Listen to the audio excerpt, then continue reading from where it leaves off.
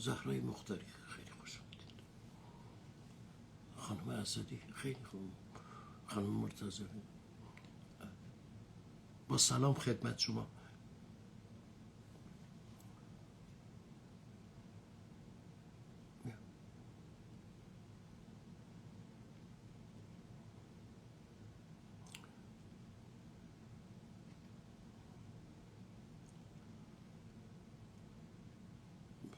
خیلی خوب.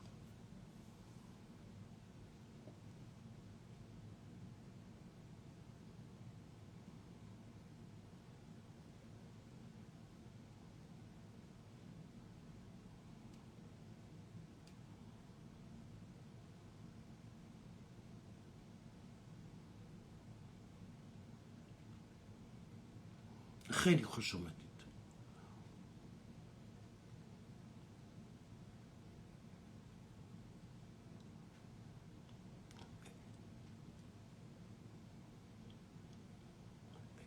یکی از دشوارترین کارها در زمینه مطالعات انسانی اون بخشیه که به قسمت فرایندهای ذهنی انسان توجه میکنه. آقای پوریا، ما 10 دیسیپلین داریم که در مورد شما و بنده صحبت میکنه. بزرگترینش تاریخه که هگل متخصصشه،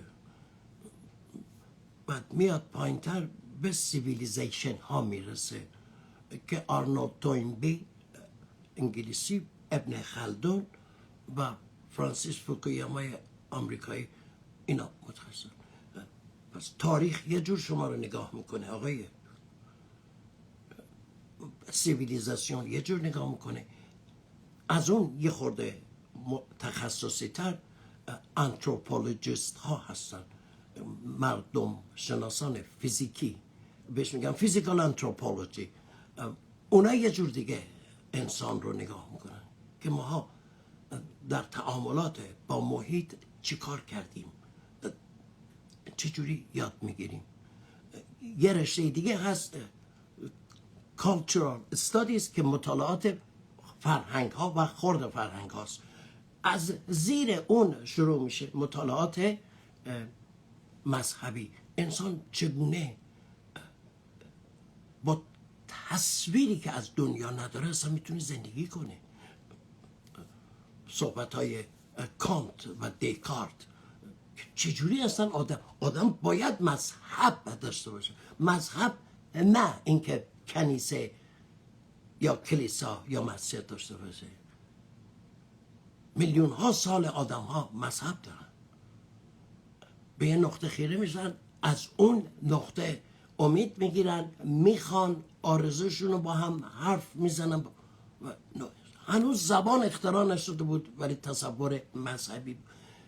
سنگین ترین و تلخ ترین قسمت اونجاییست که راجع به فرایندهای ذهنی و کاگنیتیو انسان ها صحبت میشه. همینطوری میای وارد کاگنیتیو پسیکولوژی میشی، سوشال سایکولوژی، کاگنیتیو پسیکولوژی، همینجوری میری پایین. خیلی کار سختیه. عرایزی که من تو این کلاس میکنم همه این آیتم ها رو شامل میشه. راجع به چگونگی به فهم رسیدن انسان من حرف میزنم. اینجا کلاس درسه، ساعت ورزش نیست، سوشال میدیام نیست. ملاحظه میکنید کسی با کسی سلام علیک نداره، نباید بکنه. کلاس درسه. من میام سر یه ساعتی درسم رو میدم و میخوام مطمئن بشم که شما به فکر وادار شدید بعد از این در برم بیرون. حالا شما بعد از این که از این کلاس رفتید بیرون چی کار میکنید؟ خیلی چیز خوبیه و اصل مطلبم همونه، چگونه زندگی میکنید. اما اگر این وسط ها تو کلاس من اومدی میخوای به من ایراد بگیری که چرا من یه طالبی فروش رو با یه فیزیکدان تئوریک یکسان نمیبینم، دیگه خواهش میکنم کلاس من لیاقت پذیرایی شما را نداره. این همه جا هست، این همه جا برای جمع شدنه. سخت‌ترین چیزی که خود من بهش رسیدم در 10-15 سال گذشته و انجام میدادم، مقوله به نام، ببخشید باز میگم بهتون بر نخور، مقوله اپیستمولوژی در مقابل اونتولوژی. یعنی برای اولین بار فکر کردم که به جای صحبت کردن درباره فهم توی کلاس هم روش فهم رو که فراتر از دانستن و فراتر از علمیدن و فراتر از سنتز و آنالیزه به شاگردای که علاقه دارن بیاموزم. و همه سعیم برای همین بوده که من فکر کردم با درک کردن قصه هایی که بزرگتران من خوردن در طول تاریخ 500-600 ساله اخیر، بگیرم راه اونا رو ادامه بدم و راهی برای تعمیم فهمیدن، یعنی فهمیدن رو گسترش بدیم. یعنی چی؟ یعنی من فهمم و گسترش بدم، نه اینکه من بیام برم مدرسه باز کنم 2 مرتبه شروع کنم آب بابا بار دارا آذر درس بدم. اون تعلیمه. گسترش دادن فهم یعنی اینکه من بتونم به شاگردانم نشان بدهم فهمیدن لایه های متعدد چیزی مانند پیازه. تا یه لایه رو باز نکنی پایین نرید هرگز متوجه نمیشید. و یکی دوتا هم نیست، صدها لایه است که باید سر صبر اینا رو بشکافید. از نظر بنده که 40 سال اخیر داشتم همین مقوله رو تحصیل میکردم و درس میدادم، این است که فهم رسیدن به چیزی است که من اسمشو گذاشتم قصه درسته. قصه درسته یا a whole story. a whole story گیر 3-4 نفر بیشتر در عالم نیامده در دوران معاصر. فقط 4 نفر 5 نفر رو میتونم اسم ببرم که قصه درسته رو متوجه شدن. یکی داروینه، یکی اینشتینه و فاینمن و استیفن هاکینگ و آدمی مثل کارل سیگن. حتی آدمی مانند دکتر داکینز و اینا رو تو این مقوله من قرار نمیدم، زیرا اونا به قصه درسته دسترسی پیدا نکردن. What is قصه درسته؟ قصه درسته مانند اینه که به کمک سینما شاید بتونم توضیح بدم، شاید به کمک سینما بتونم. دوربین باز میشه و مثلا اجازه بدید همین کار رو انجام بدم. دوربین باز میشه و یه دستی رو نشون میده که یه قلم یا مداد در دستش. یه خورده باید کوچکتر کنم که شما ببینید مداده. مداده که روی صفحه کاغذه و داره مینویسه. فکر کنم اینجوری بهتر.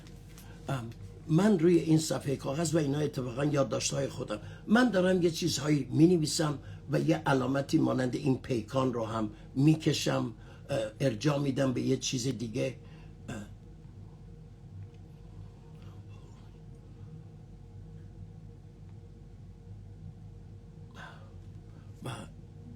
خوب نگاه کنید، دوربین داره اینو نشون میده. شما چی فهمیدید؟ هنوز نمیتونیم چیزی بفهمیم. فهمیدیم یه نفر داره یه چیزی مینویسه. این که می‌نویسه چیه خدا میدونه. تا اینکه دوربین میکشه عقب‌تر معلوم میشه که یه آدم سن و سالدار که از سیبیل سفیدش معلومه اونه که داره مینویسه. حالا شما قصه درسته رو دارین بیشتر نزدیک، بهتر از اون مداد خالی و صفحه کاغذه.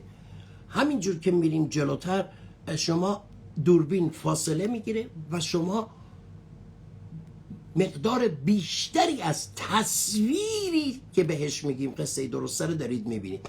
حالا همینطور که دوربین عقب میکشه شما متوجه میشین که در کجا هست، دیگرانی که اطرافش هستن کیا هستن، این محیط چی کاره است، کجاست و او داره راجع به چی مینویسه. حالا به این میگیم شما قصه درسته. باز دو مرتبه یه مثال دیگه، شما یه فیلم خانوادگی دارین میبینین، نشون میده یه بچه با یه بچه دیگه توی چمن دارن نانایی میکنن، دوتایی با هم، 4 سالشونه 5 سالشونه. دوربین رو اینه، اگر زوم بک کنید بکشید عقب دوربینا، اون وقت معلوم میشه که این بچه از یه خانواده که این سمت نشستن اومده و سمت دیگر نشستند آمده و تازه میفهمیدی که این دوتا تازه قصه درسته رو دارید نزدیک میشید. پس این احتمال، چون این خانواده داره به این بچه میخنده و تاییدش میکنه که برو جلو حرف بزن باهاش نانایی کن، این خانواده این بری. حالا شما قصه درسته رو دارید میبینید.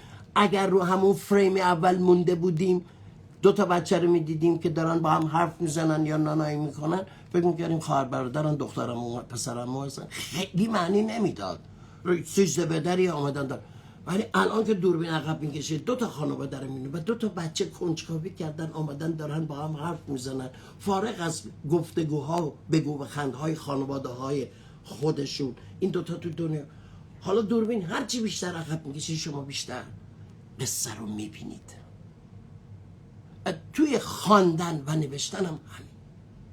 کتاب مثلا داشتن و بودن مال اریک فروم، کتاب در جستجوی من، اگر خط بخونید مثل اینی که یه فریم دیدید، خیلی معنا نمیده مگر اینکه از این یه خط نوشته عقب بکشید و کانتکست یا زمینه ای رو که این یک خط یا این یه دونه مونولوگ توش اتفاق افتاده رو ببینید.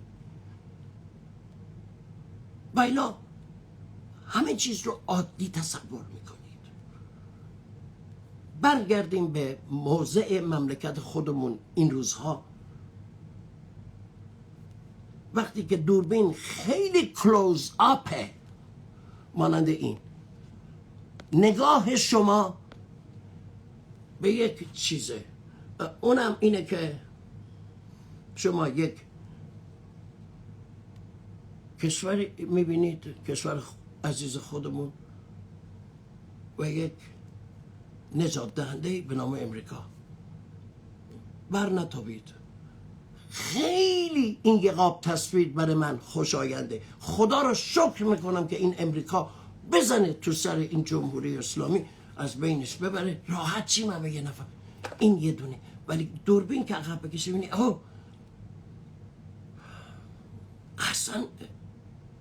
اصلا این یه دونه قسمت کوچیکه به نام کشور ایران تنها نیست. تو این قاب تصویر بعدی که دوربین میاد عقب، ما جاهای دیگر هم میبینیم. یک عامل دیگه، عامل یعنی عمل کننده، یک ایجنت مهم دیگر رو میبینیم. یه ایجنت دیگه بالا سرمون روسیه رو میبینیم. یک سری ایجنت های دیگه مانند ترکیه، عراق، سوریه، عربستان، قطر، دبی رو هم میبینیم. و اون وقت دیگه باور نمیکنیم که قصه سر ماست. کانتکست رو داریم میبینیم. اگر جمهوری کانتکست رو اگر ببینی، حالا بازیگرها رو میبینی، هرچی دوربین عقب بکشه، و عقب کشیدن دوربین واقعا عقب کشیدن دوربین نیست. باز دو مرتبه، یعنی شما باید تاریخ بدونید، شما باید سیاست بدونید، توی تئوریای سیاست، تئوریای گسترش جهان رو باید بدونید، جنگ ایدئولوژی ها رو باید بدونید، جنگ تمدن ها رو باید بدونید. اون تئوری معروف اون آمریکایی، شما اینا رو نمیدونید که آقا اگر این قطعه کوچیکی که من الان میبینم اسمش ایرانه و دوربین زوم کرده روی اون، 2 مرتبه زوم کنم و من اینو میبینم و خیلی دلم میخواد این نجات پیدا کنه،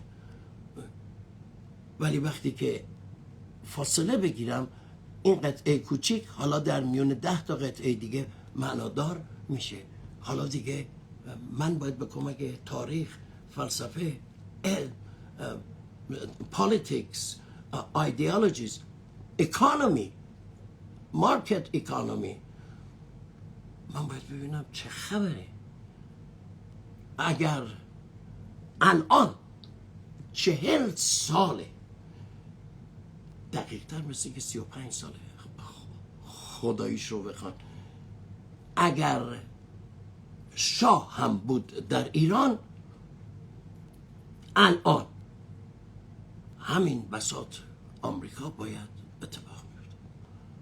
چون تصویر بزرگ رو ندارید، نمیدونید الان در این زایتگایست یه عامل که اسرائیل هست با یه عامل امریکا برای اولین مرتبه به شدت جوش خوردن.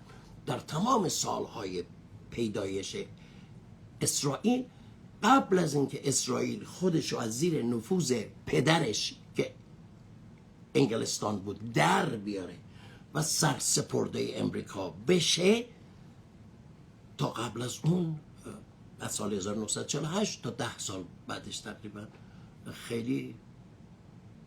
خیلی این بساط دیده نمیشه. از اون مدت به بعد، از آن 1950 خورده به بعد، این ایجنت به نام زایونیسم، نه اسرائیل، زایونیسم یه ایدئولوژی سیاسی خاصی است که در اونجا پیدا شده.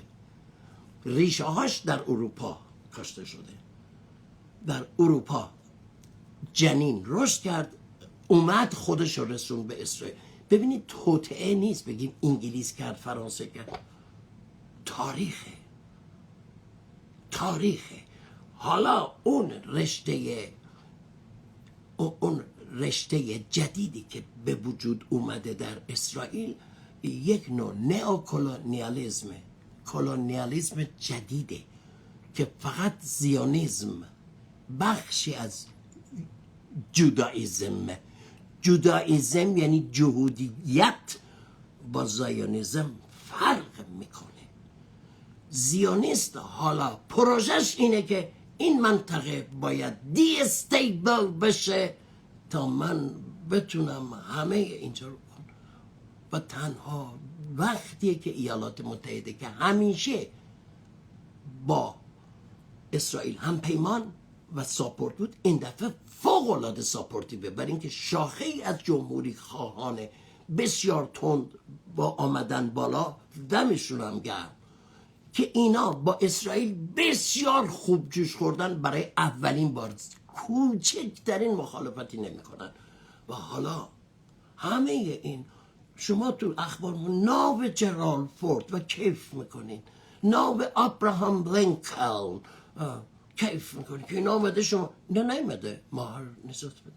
این مردشور هرچی زورگو هست از جمهوری اسلامی تا امریکا و اسرائیل همه رو با هم ببرن، برای اینکه قسم میخورم بلکه شما بتونید یک ذره ببینید.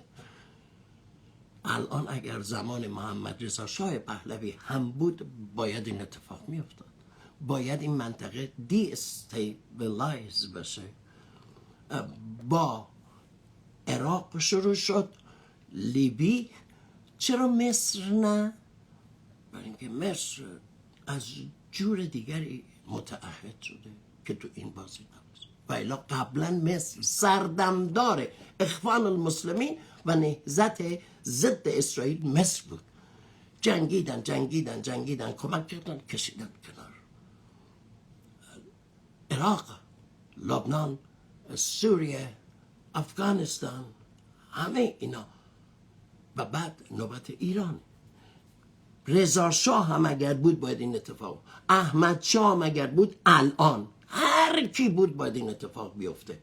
چون ایجنت ها یا کسانی که این تصویر بزرگه رو میبینن و دارن پیش میبرند چنین میخواهند. اون وقت من فکر میکنم که همه این شلوغی ها بیا رو ببر برای این قطعه سبز زیبایی است که من توش به دنیا اومدم.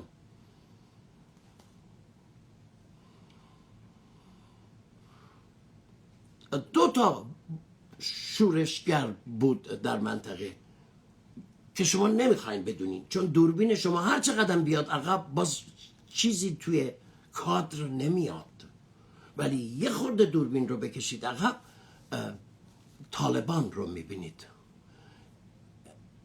موازات طالبان، القاعده، دو تا چیز در افغانستان ساخته شد. اون زمانی که ما هیچ حوصله این دعوا رو نداشتیم، نمیفهمیدیم، اول انقلاب خودمون، القاعده و طالبان، هر دوی اینا توسط امریکا در پاکستان ساخته میشه برای اینکه یه بازی منطقه رو دی استیبلایز کنه.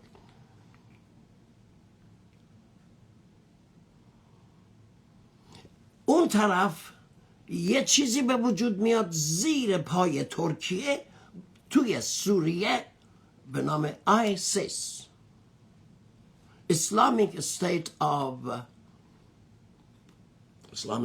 of نمیدونم چی ISIS، لوانت بهش میگن، لوانت یعنی بخشی از سوریه و لبنان. آیسیس هم اونجا به وجود میاد. نه طالبان با امریکایی ها کاری داره، چاقو که دسته خود جو نمیبره، اونم چاقویی که من خودم تراشیدم. آیسیس هم که ساخته اسرائیله که دسته خود جو نمیبره که. حالا این دوتا شروع میکنن کاری رو که بیگ پیکچر قصه درسته تحمیل میکنه انجام بدن و دادن. سرکرده آیسیس که $10 میلیون برای زنده و مردش جایزه تعیین شده بود، پس شوخی بود، چون خود اون الان در اداره همون نقشه که این برادر با این برادر به توافق رسیدن داره کمک میکنه. آقای جولانی سخته، هرچی عقبتر بکشیم. چرا؟ به این میگن ژئوپلیتیکس. ژئوپلیتیکه یه رشته ایست میان زمین شناسی و پلیتیکس. باید بدونی زمین باید بین سیاست ها یا دولت های بزرگ تقسیم بشه. الان ژئوپلیتیکس دعوا سر این یه تیکه باید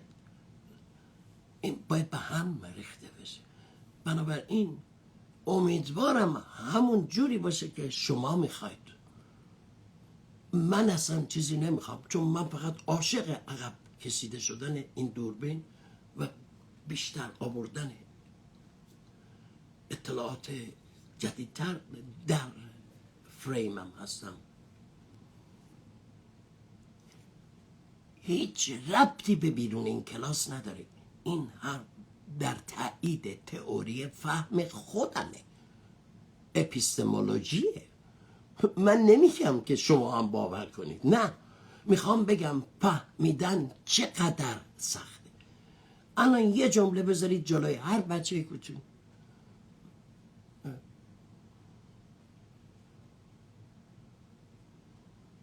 خمینی به ما کتک زد، شاه به ما پفک داد.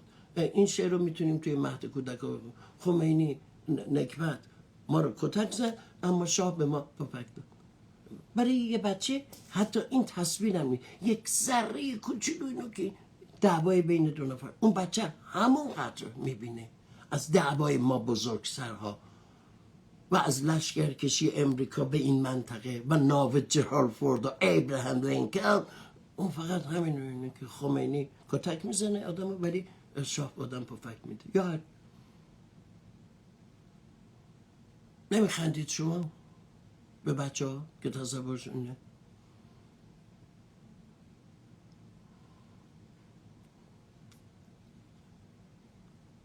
هرچی بیشتر عقب بکشید که عقب کشیدن مکانیکال نیست، باید تاریخ، هیستوریسیزم و خود هیستوری باید بیاد وسط.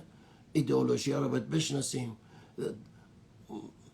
با انواع اقتصادها رو باید بشناسیم، ادعای بر جهان، حاکمیت جهان رو باید بشناسیم. دست کی بوده؟ چند سره بوده جهان، بعد چند سره شد، الان چند سره است و دعوا بین این سرهاست. اینی که شما قشنگ برای خودت میشینی تحلیل میکنی ناو جرالد فورد وارد خلیج فارس شد، این ناو توی خلیج تونکن بود، این ناو بغل چین بود، لوله های اسلحه‌اش و موشکاش سمت چین بود که چین پا نشه بیاد تایوان رو بگیره، برای کره جنوبی کار درست نکنه، به ژاپن تضاهمی ایجاد نکنه. او اینا با همینجوری مأموریت دادن اینجا که مواظب چینه. پس باید به چین قرارداد جدیدی با هم ببندیم که تو این مدت میشه تو فضولی نکنی. همش مال ما نیست. 3 قدرت مدعی در جهان میدونن که اون 3 میدانند که این منطقه باید دی استابیلایز بشه. باید نظم جدیدی، اون چیه همشو من نمیدونم ولی خیلی خوندم از توی تئوری های ژئوپلیتیک امریکایی ها که تو 2-3 نشریه بیشتر درس داده نمیشه. اینجا باید عوض شه. شاه هم بود همین کار رو باید باش میکردن. بفهمیم و سلام، من دیگه حرفی ندارم. یعنی اگر میخواین من راجع به انقلاب ایران صحبت کنم، خب من صحبتام اینه، من نمیتونم بیام از این گروه طرفداری کنم به اون گروه پشت بدم. این همه سال حروم نکردم که مانند یک بچه پاسخهای کاملا اموشنال و ایمپالسیو بدم. مرسی، خیلی متشکرم.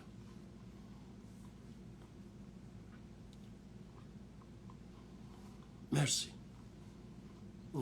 از اینکه ابسترکت و کانکریت رو متوجه شدید. ممنونم.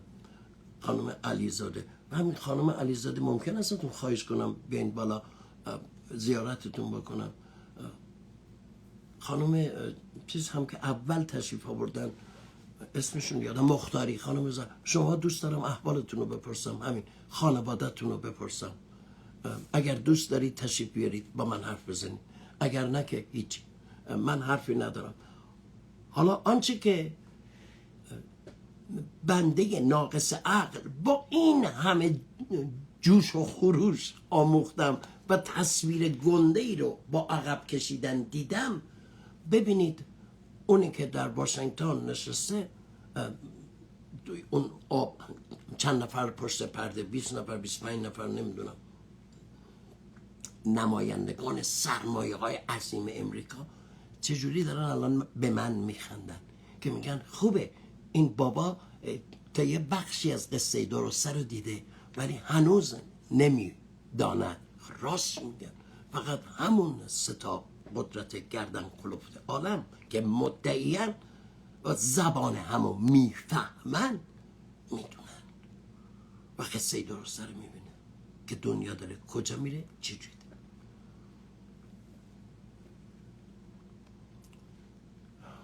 خانم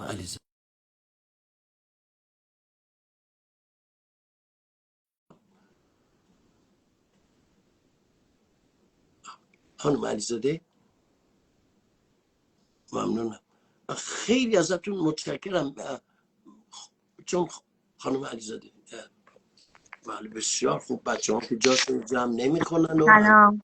سلام خانم، حال شما چطور؟ سلام. خوبی؟ نه من تو اساس کشی هم تقریبا، چون آخه که چرا؟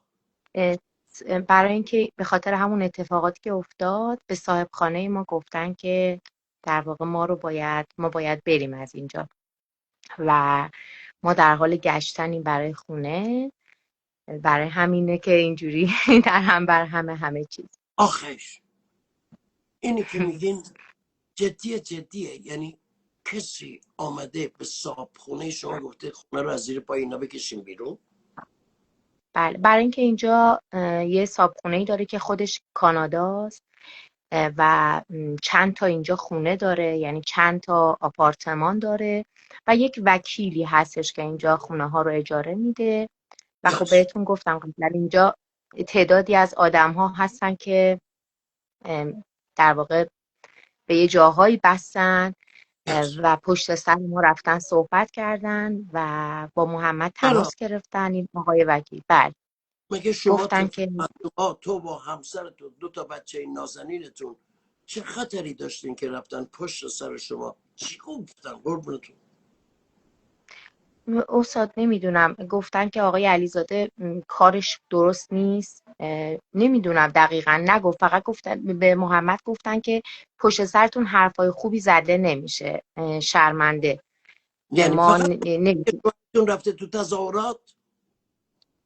و اینکه ما کمک کردیم به 2-3 نفر از جوانایی که اینجا زخمی شده بودن. من و همسرم کمک کردیم به این دلیل و حتی اونا هم همین کارو باشون کردن، چون اونا مثل ما مستاجر همین آقا همین آدم ها بودن. حالا این به اون آدم یا به اون وکیل یا به اون مالک صفت دیگه به کار نمیبره. چه ربطی داره که شما پاسمان میکنین بچه بدبختی رو که خون ریزی داره؟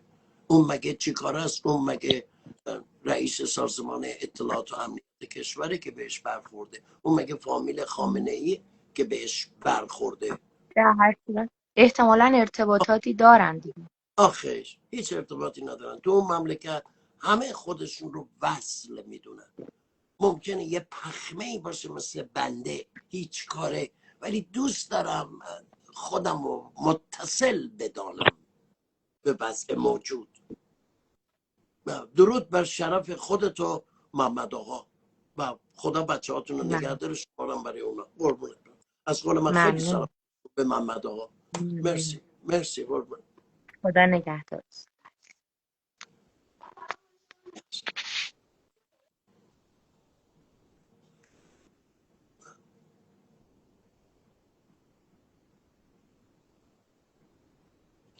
بهشون گفتم پاشین بریم. با سلام دیگه، چیز دیگه هم نیست. خیلی خوب. I have no request. من 20 ساله دارم درس میدم پشت این دوربین از زمانی که این وسایل ارتباطی درست شده. و همباره گفتم که اینجا سوشال میدیا است، ولی من از آن به عنوان سوشال میدیا استفاده نمی کنم. من از این دارم برای کلاس درسم استفاده می کنم.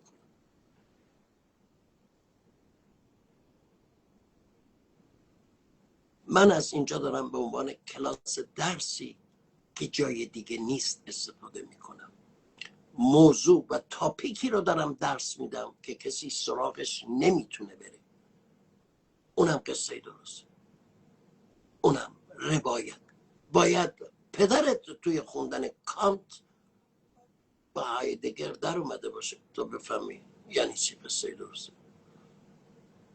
همه مردم با همون یه فریم اول هر فیلمی همونجا وای میسین و اونو میکنید دانش و دیگه تمومه، دیگه دست نمیخوره بهش و میشه ایدئولوژیتون. مذهبی باشی میشی مذهبی، غیر مذهبی باشی میشه ایدئولوژی غیر مذهبی. هر دوتاش یکیه، هر دوش از نظر ما مذهب. چون حاضر نیستی عقب بکشی دوربینو و 2 اطلاعات جدید به کانتکست اضافه بشه. کسی هست که بخواد با من حرف بزنه؟ خانم اسدی،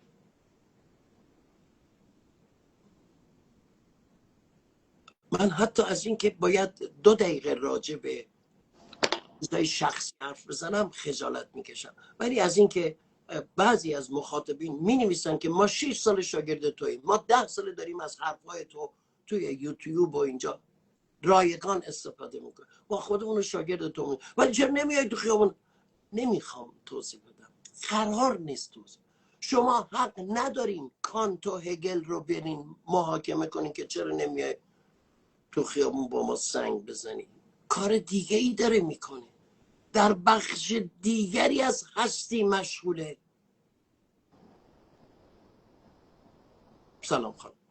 سلام دکتر غریب. خیلی وحشتناکه فهم. خیلی همیشه شما به ما میگید که شما یه دفترچه لغتید. فهم برای من مساوی دانستنه.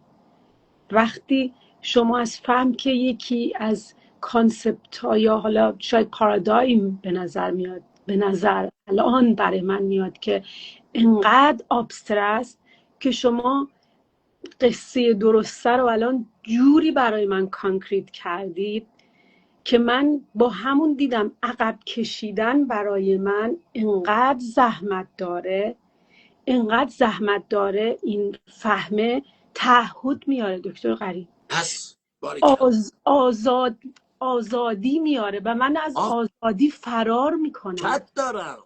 من بزرگترین قولای دنیا در مورد آزادی نوشتن، از اون فرار میکنیم برای اینکه اونها میفهمن آزادی چیه.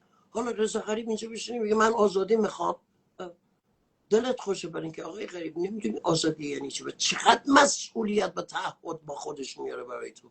بشر از آزادی گریزانه. سارتر، کامو، نیچه، اینا میگن اینا. ما از آزادی گریزانیم، برای همین من بهتر قصه درسته رو نبینم. اگر تو بخوای بکشی دوربین تو عقب به من پهنه بیشتری رو نشون بدی، میزنم رو دستتو قطع میکنم که دیگه به من چیزی رو نشون ندی که آرامش منو به هم بزنه. چون الان من راحتم، یه تیکه شعار برداشتم برم چماق کردم تو سر خودم و بقیه میکنم. این اسارت بشره خانومم، باریکلا خوب اشاره، این اسارته.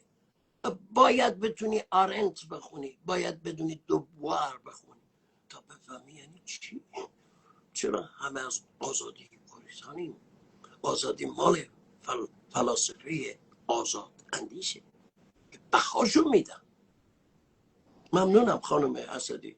فهم آزادی نمک پاچیدی روی زخم تازه من. دکتر غریب، فهم آزادی همون که شما گفتید فهمش فوق طاقت آدمی زاده است. فوق طاقته. آب تند شد اردک را برد، یا دارا انار دارد نیست. کنکریت که من بگیرم. بابا نان داد، یه بچه 6 ساله میتونه بفهمه. آزادی و پارادایم آزادی جمله مانند بابا انار دارد نیست. ممنونم. اینجوری که شما کانکریت کردید این قصه درسته رو و عقب کشیدید، من احساسم این بود که همونی که میگید انقدر افرتفول این عقب کشیدن، انقدر زحمت داره که من حالا انتخاب نمیشه گرفت. من چون انتخاب نمی کنم تصمیم میگیرم که نفهمم، چون من که انتخاب نمی کنم. اتفاقا به همون سارتر میگه انتخاب کردن. درست هم هست، انتخاب میکنیم. درست منم گفتم منم انتخاب میکنم، در یه لحظه با این میزنم رو دست شما که دارین دوربینو میارین عقب به من نشون میدین. انتخابه، یعنی منو ملتهب نکن، منو متشنج نکن، تنشن به من نده. من حالم خوبه با دیدن دو تا بچه‌ای که تو چمن دارن نیناشناش میکنن و من فکر میکنم 13 به دره 2 تا دخترم و پسرم و ولی عقب بکشی دوربین و معلوم باشه که این از یک قبیله است، این از یک طایفه است و این 2 تا دارن، من مشوش میشم چون نمیتونم درک کنم. من انتخاب میکنم بزنم رو دست شما دیگری ممکنه که دهن منو ببنده، اون یکی محمد پوینده و جعفر مختاری رو تو گونی میکنه. هر کسی هر کاری میکنه و همه اونایی که این کارا رو میکنن مثل صابخونه خانم علیزاده عزیز من هست. خیلی متشکرم ازتون. مرسی مرسی خیلی دکتر. سلام برسونید به ممنون. زبونم بند اومده این کاری که شما امروز کردید، این قصه درسته رو اینطوری نشون دادید. انقدر تکان دهنده بود برای من که خودم رو دیدم که من خیلی جاها از فهمیدن فرار میکنم، هممون انتخاب میکنم که همین. یه نفر که از فهمیدن فرار نمیکرد دکتر مصدق بود. یه نفر که از فهمیدن فرار نمیکرد علامه ده خدا بود. یه نفر که از فهمیدن در نمیره امیر کبیر نازنین بود. یه نفر که فرار نمیکرد میرزاده عشقی بود. باید بزنیم بکشیمشون، بکردیم و بازم میکنیم. خداحافظ. ممنونم از شما. خدا روز شما بخیر. روز بخیر. ممنونم ازتون، از کمکتون، از هم دردیتون، هم صحبتتون. آقای قاسمی هم هست، به آوردن قاسمی افتخار میکنم، چون قاسمی 3 سال پیش به من فحش میداد. ببینیم چرا فحش میداد و چرا الان میخواد بیاد با من هم صحبت بشه. آقای قاسمی، تو یک نمونه عالی معلم هستی. اگر صدای منو میفهمی، اگر به دردت اضافه نکنه، تو به نظر من معلم بسیار خوبی هستی. آقای قاسمی چی شد پس در رفتی؟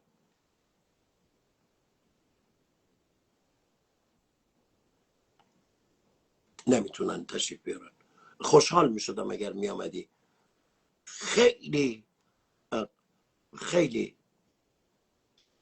خیلی متحول شده توی 3-4 سال جلوی چشم خودش و من، و داره میبینه و داره اونا رو گزارش هم میده و خیلی خیلی گرانبهاست. قاسمی ممنونم. امیدوارم حرف منو شنیده باشی تو این فاصله.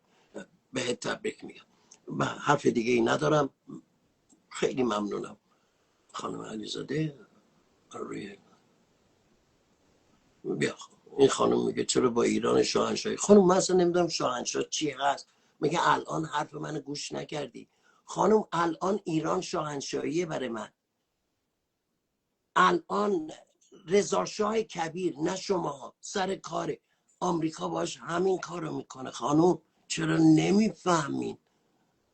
خانم رضا شاه که دیگه از اون ایدئالتر نبود، برای نصف شب سوار کشتی میکنن میبرن خانم، برای اینکه ما بیگ پیکچر رو نمیفهمیم پروفسور. بس سلام علیکم. برای امروز خیلی زیادم هست.